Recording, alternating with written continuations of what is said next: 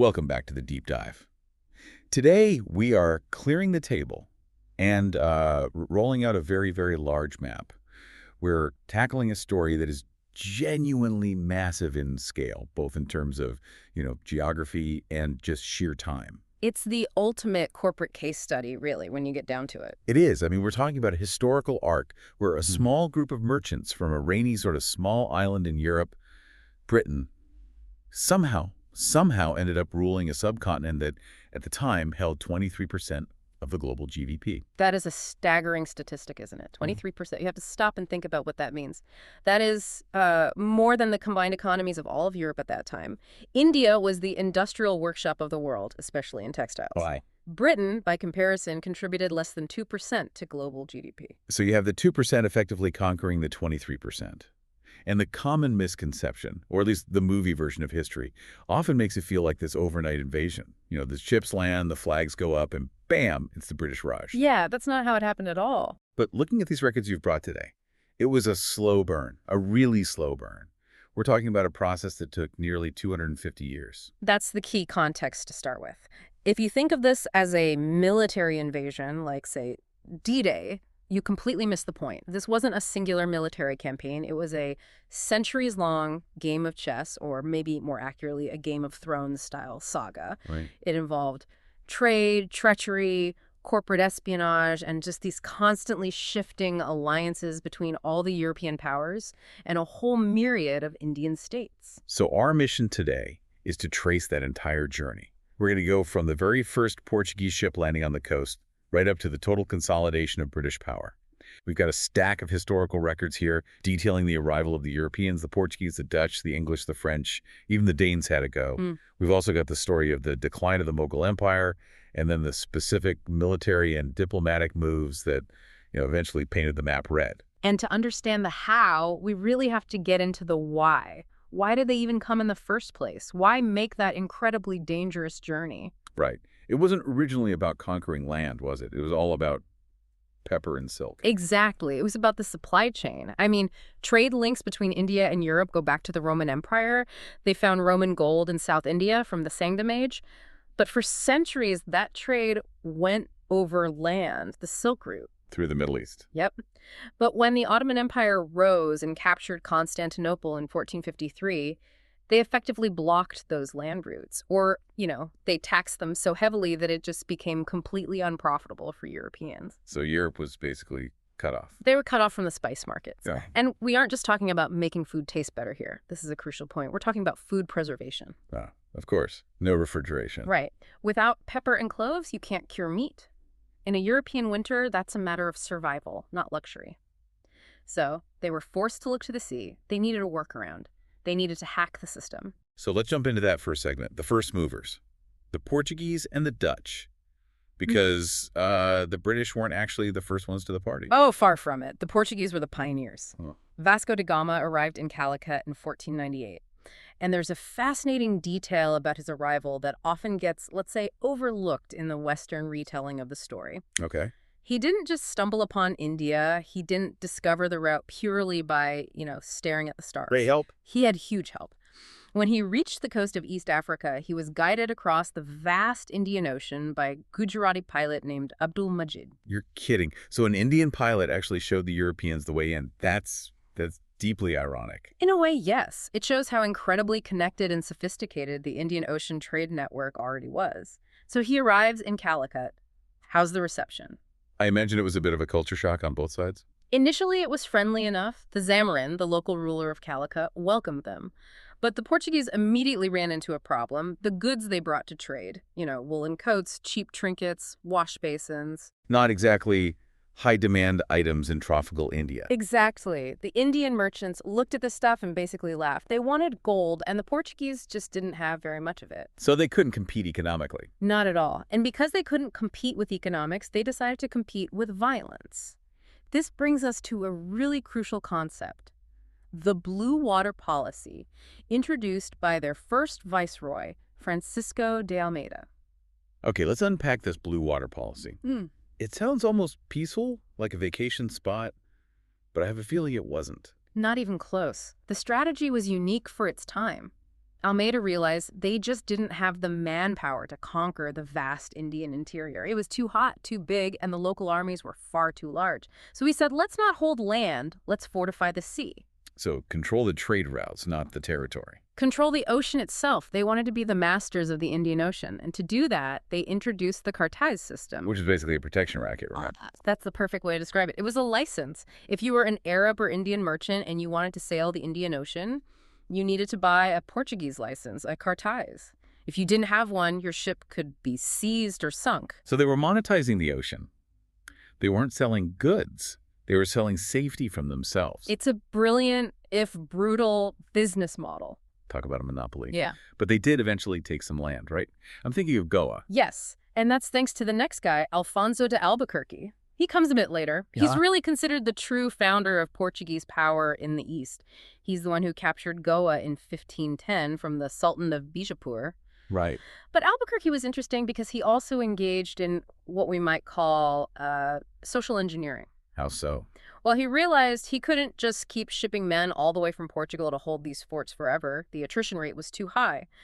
So he encouraged his men to marry local women, creating a mixed population, the Luso Indians, to kind of cement their foothold. And he also made some social changes, didn't he? He did. He abolished the practice of sati in Goa, which was a really significant social intervention for a foreign power to make at that time. Now, here is where it gets really fascinating for me, and probably for anyone listening who loves food.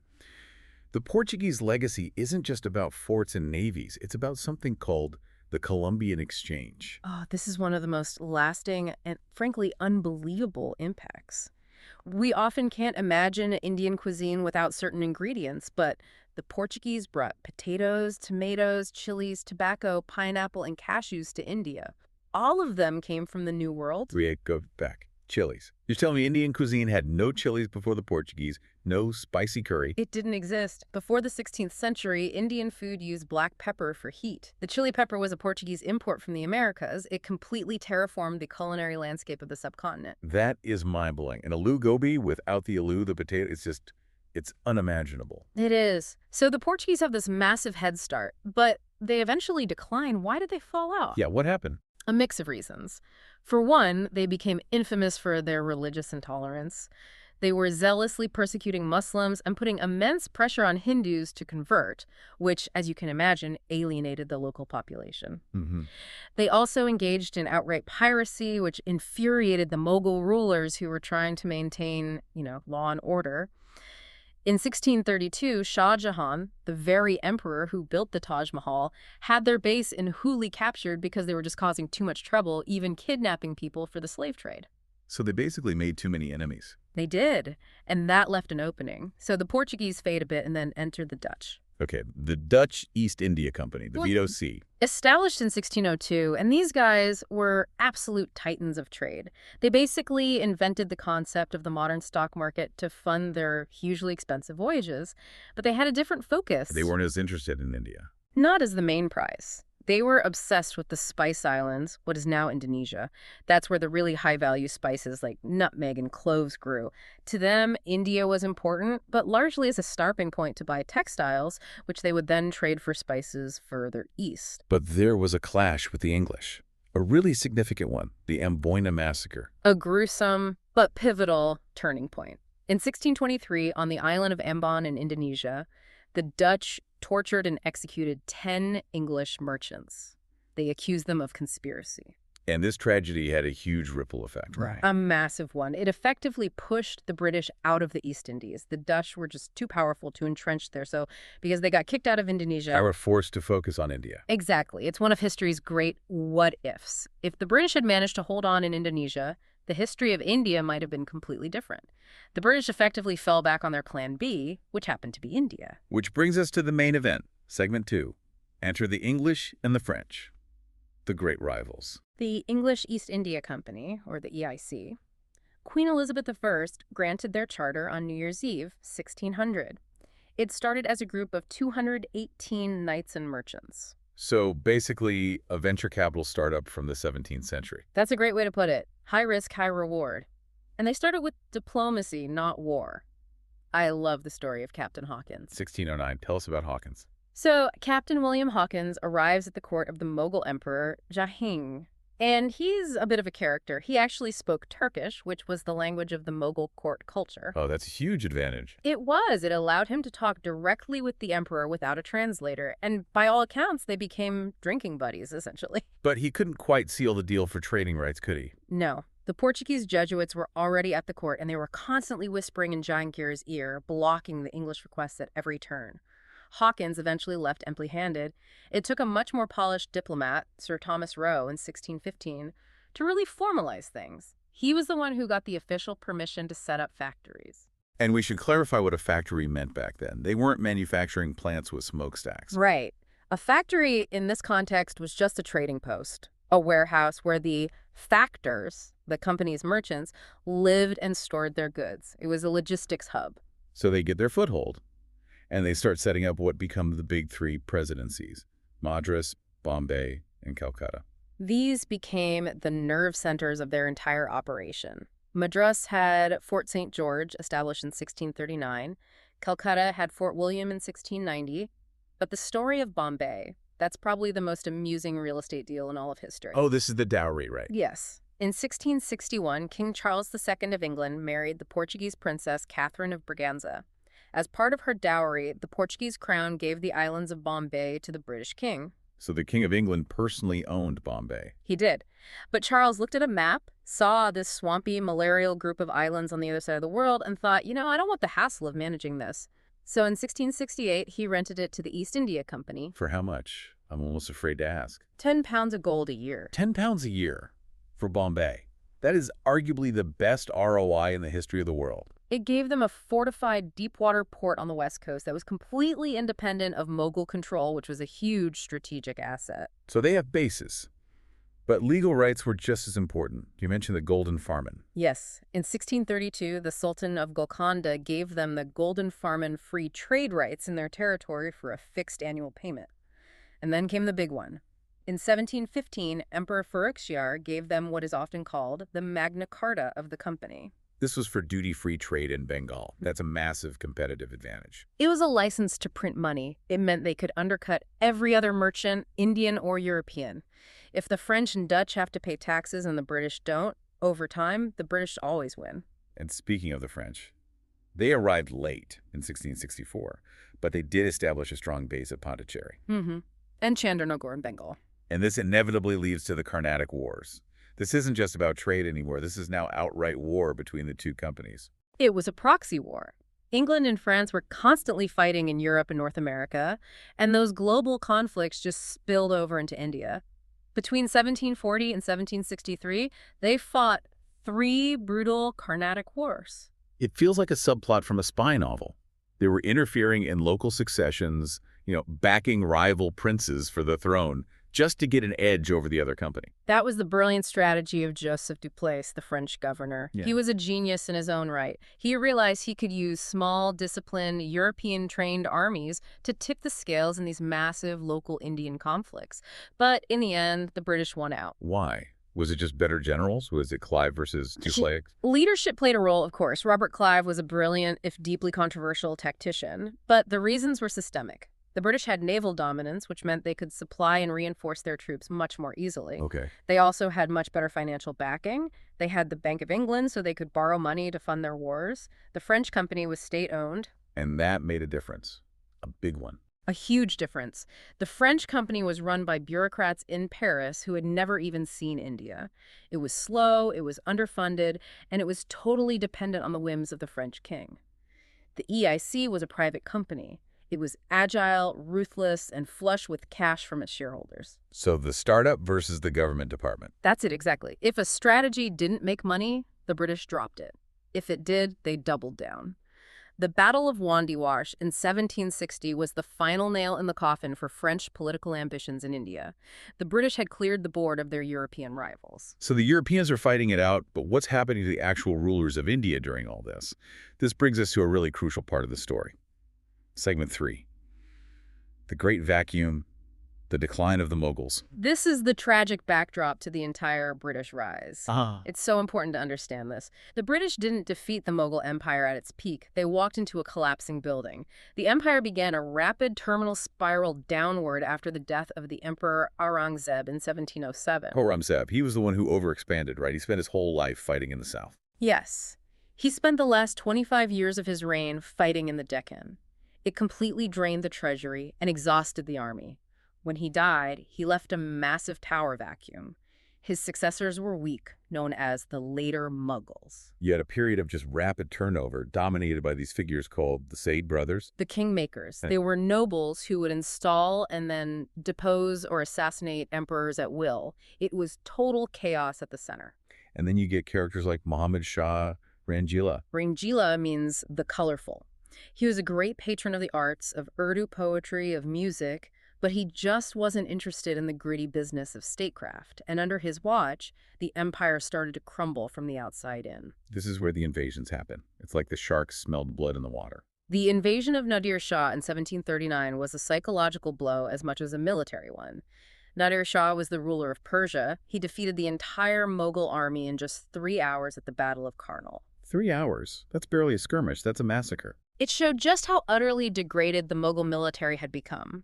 Nadir Shah then marched to Delhi and systematically looted the city for weeks. He took the fabled peacock throne and the Kohinoor diamond. Wow. It showed the world that the Mughal emperor was powerless. The emperor had no clothes. And if that wasn't enough of a blow, you have Ahmad Shah Abdali, the Afghan ruler, coming in repeatedly from the northwest. Abdali's invasions culminated in the Third Battle of Panipat in 1761. This is such a crucial aha moment in Indian history. At Panipat, Abdali's forces crushed the Marathas. And the Marathas were arguably the only major Indian power capable of replacing the Mughals at that point. They were the ascendant power. So the Mughals are weak, and the Marathas who could have taken over get smashed by the Afghans. So who fills the void? Nobody. That's the key. Abdali didn't stay to rule. He looted and left. He left a massive power vacuum right in the heart of North India. A vacuum that, a few decades later, the British would be perfectly positioned to fill. So with the center completely collapsing, the empire just fractures into these regional states. Exactly. The limbs just broke off. You had what are called successor states, like Hyderabad under the Nizam, Bengal under Murshid Quali Khan, and Awadh. These were technically still part of the empire, but were independent in all but name. And then you had the rebel states. Right. The rebel states that carved out their own territories through warfare. The Marathas, the Sikhs in Punjab, and the Jats. India had become a patchwork of warring states. Let's zoom in on one of those limbs because it became the wallet for the entire British Empire. Segment 4. The British conquest of Bengal. Bengal was the prize. It was by far the richest province, providing something like 60% of all British imports from Asia. Textiles, saltpeter for gunpowder, opium. But tensions were rapidly rising between the young, fiery Nawab, Siraj-ud-Dowlah, and the British. Siraj didn't like them fortifying Calcutta without his permission, right? He correctly saw it as a threat to his sovereignty. He was essentially saying, you are merchants. Why do you need a fortress? Why do you need cannons pointed at my land? He also hated that they were misusing those duty-free trade passes, the Dastaks, for their own private trade, which was bleeding his treasury dry. This all boils over and leads to the famous Battle of Plassey in 1757. But calling it a battle is almost, well, it's generous. It was a transaction. It was a conspiracy. Robert Clive knew he couldn't defeat Siraj's massive army in a fair fight. Siraj had about 50,000 men. Clive had around 3,000, most of them Indian sepoys. So the odds were impossible. Utterly. So he made a deal with Mir Jafar, who was Siraj's commander-in-chief and also his great-uncle. The deal being, if you stand down your part of the army, we'll make you the new Nawab. Precisely. So when the battle actually started, a huge portion of the Nawab's army under Mir Jafar just stood there. They didn't fire a shot. It created confusion and panic. Siraj was defeated, fled, and was later captured and executed. Mir Jafar became the puppet Nawab. So Plassey wasn't a heroic military victory for the British. It was a bought victory, an act of treachery. Exactly. But the British weren't satisfied for long.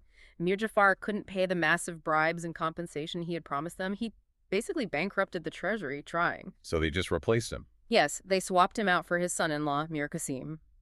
But Mir Qasim tried to actually be an independent ruler.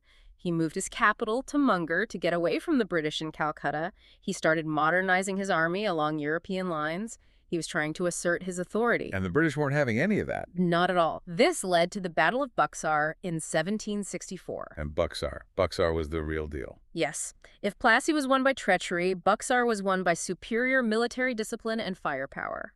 At Buxar, the British defeated a triple alliance. Mir Qasim, Shuja-ud-Dowla, who was the Nawab of Awadh, and the Mughal Emperor Shah Alam II himself. They defeated the emperor. They defeated the emperor. And that victory led to the Treaty of Allahabad in 1765.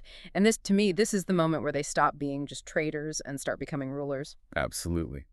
The emperor, now basically their captive, granted the East India Company, the Diwani of Bengal, Bihar, and Orissa. And the Diwani is? The right to collect revenues, taxes. Let that sink in. A private for-profit company based in London now has the legal right to collect taxes from millions of people in India's richest provinces. It created this bizarre system called the dual government. The British had all the power and all the money, the revenue, while the Nawab had all the responsibility for administration, law, and justice, but no money to fund it. That sounds like a recipe for absolute disaster. It was. It led to massive corruption and asset stripping. It eventually contributed to the horrific Bengal famine of 1770, where millions of people died. The company was ruthless in collecting taxes, even as people were starving to death. And speaking of corruption, Robert Clive himself went home with a personal fortune that was so immense it scandalized even the British Parliament. It was so bad that it eventually led to the Regulating Act of 1773. The British government finally realized that this private company was acting like a rogue state and needed to be reined in, at least a little.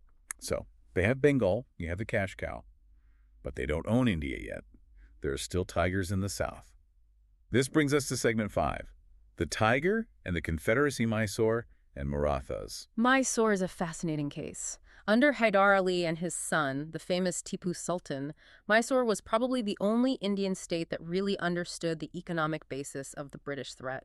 They realized this wasn't just about territory, it was about economic strangulation. They weren't fighting an old-fashioned war, they were trying to modernize. Yes. Hyder Ali established a modern arsenal at Dindigul with French help. And Tipu was a true visionary. He introduced a new calendar, a new coinage system. He was fascinated by the French Revolution. He even planted a tree of liberty at his capital and was a member of the Jacobin Club, right? He called himself Citizen Tipu. He did. He was trying to build a modern, centralized state that could compete with Europe on something like equal terms. And we have to talk about the rockets. The Mysorean rockets. These weren't fireworks. Before Tipu, rockets were mostly made of bamboo and paper.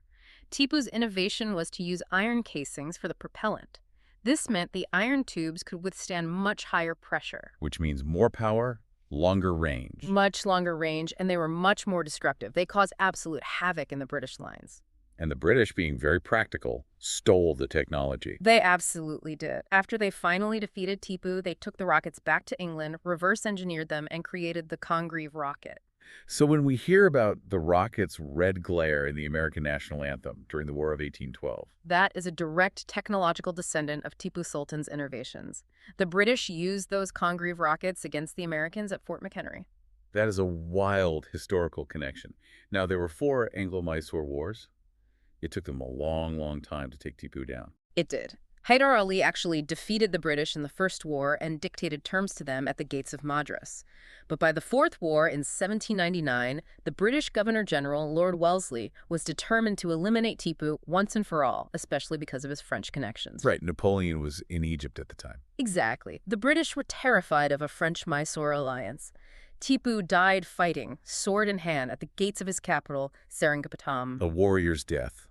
With Tipu gone, the British turned their eyes to the last major threat, the Marathas. The Marathas were the most formidable military power left in India. They controlled vast swaths of central and western India, but their fatal flaw was their political structure. It was a confederacy of 5 powerful chiefs: the Peshwa in Pune, the Scindia in Gwalior, the Holkar in Indore, the Gaikwad in Baroda, and the Bonsla in Nagpur. So united, they were unstoppable, but divided, well, that's a different story. And the British were absolute masters at divide and rule. The downfall really began when there was an internal power struggle over who should be the next Peshwa, the head of the Confederacy. A claimant named Raghunath Rao went to the British for help. He invited the vampire into the house. That's the perfect metaphor. This triggered the First Anglo-Maratha War. But the decisive moment, the real death knell, came later with the Treaty of Bassein in 1802. This treaty seems like a major unforced error for the Marathas. It was the end of Maratha independence. The Peshwa at the time, Bajira II, was chased out of his capital, Pune, by a rival chief, Holkar. In desperation, he fled to the British and signed this treaty, accepting what was called a subsidiary alliance. Can you explain this subsidiary alliance for a second? Because this is their favorite legal trap. It's the ultimate golden handcuffs. It was a genius move by Wellesley. The British say to an Indian ruler, "We will protect you from all your enemies. You don't need your own army anymore. Disband it. We will station a British army in your territory to keep you safe." Okay, sounds good so far. What's the catch? But you have to pay for this British army. And you have to cede territory to us to cover the costs. And most importantly, you lose your foreign policy. You cannot negotiate with any other foreign power. No French, no Dutch, not even other Indian states without British permission. So you become a protected puppet. A vassal. Exactly. The Peshwa signed away his independence to save his throne.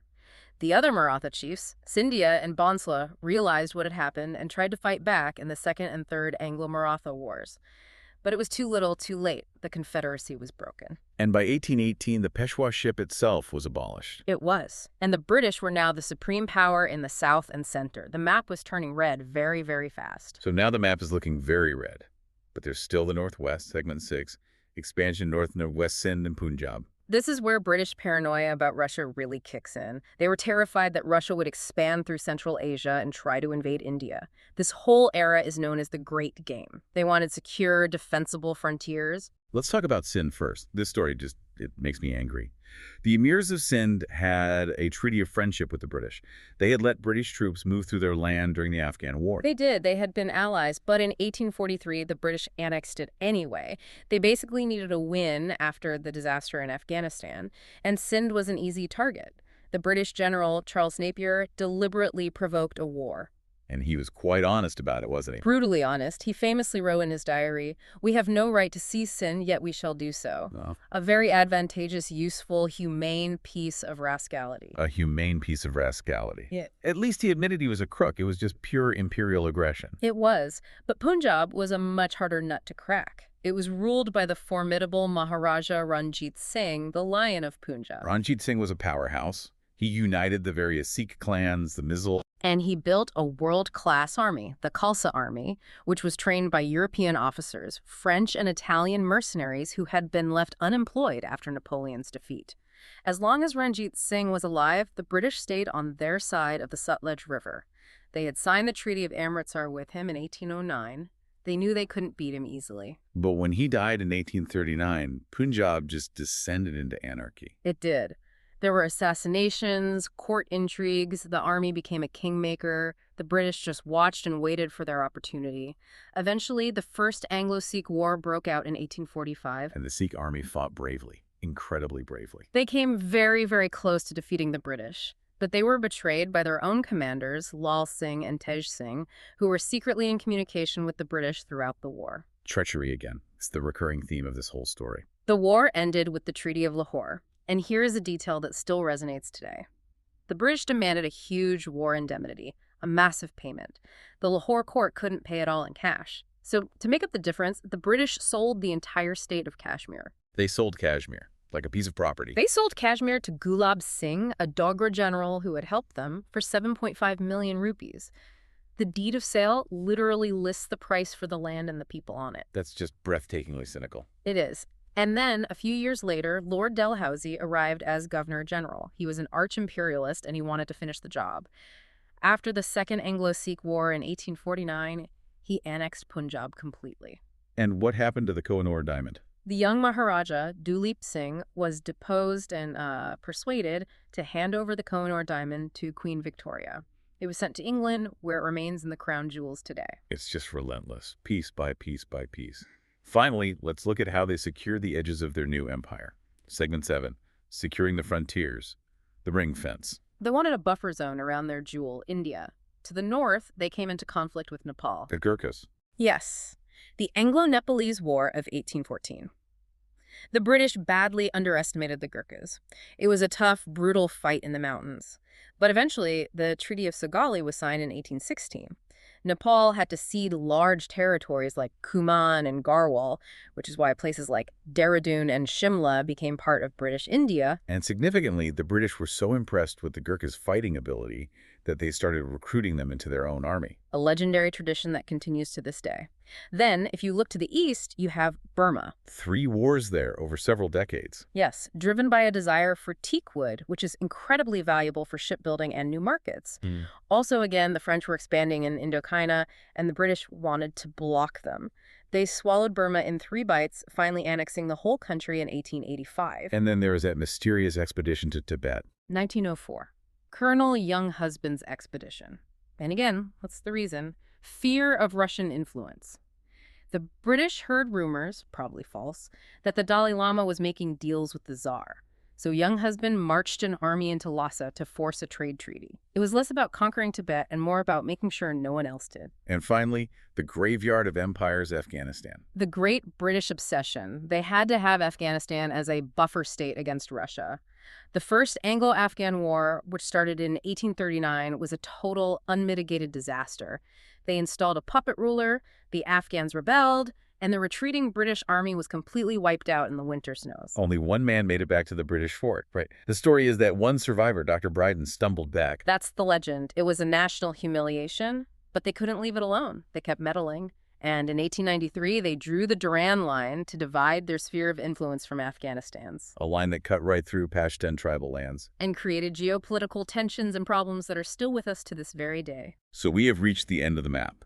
From a few small warehouses in Surat to ruling the entire subcontinent and drawing borders in the high Himalayas. It's a profound and shocking transformation. If you look at a map of India in 1757, the British are just these tiny specks on the coast. By 1857, just 100 years later, they control almost everything, either directly or through these vassal states. And they used legal tools just as much as they used cannons. We mentioned the subsidiary alliance. But there was also Dalhousie's infamous doctrine of lapse. Ah, the doctrine of lapse. It was bureaucratic genius and, well, evil. The custom in India was that if a ruler died without a natural male heir, he could adopt the son who would then inherit the throne. It was a deeply held tradition. Dalhousie just said no. That's no. He declared that if a ruler under British protection died without a biological son, his kingdom would lapse. It would be automatically annexed by the British. So they just took over kingdoms like Satara, Jhansi, and Nagpur with the stroke of a pen. No war needed. Exactly. It enraged the Indian aristocracy. It was seen as a profound violation of their religious and traditional rights, and it was a major, major cause of the massive uprising that was to come in 1857. It's incredible to think about the final thought here. As you said, the British didn't conquer India in one giant wave. They took it slice by slice. And here is a really provocative thought to leave you with. They often used Indian money from the taxes in Bengal and Indian soldiers to do it. How many British soldiers were actually there? That's the shocking part. Surprisingly few. At the height of the company's power, their army was about 200,000 strong, but 80% of those soldiers were Indian sepoys. The army that conquered Punjab for the British was largely made up of soldiers from Bengal and Awadh. The army that conquered Burma was mostly Indian. So this leads to the big question, the one historians always debate. Was this conquest inevitable due to superior technology, the Industrial Revolution, naval power, or was it purely a result of the internal disunity of the Indian states? That's the question, isn't it? The Marathas, Mysore, the Nizam, if they had ever managed to form a united front, say, in 1780, could they have pushed the British into the sea? Perhaps. Almost certainly, but they were fighting each other as much as, if not more than, they were fighting the British. And the British simply played that Game of Thrones better than anyone else. They exploited the divisions masterfully. Treachery, trade, and gunpowder. What a story. Thanks for diving in with us today. My pleasure. We'll see you next time.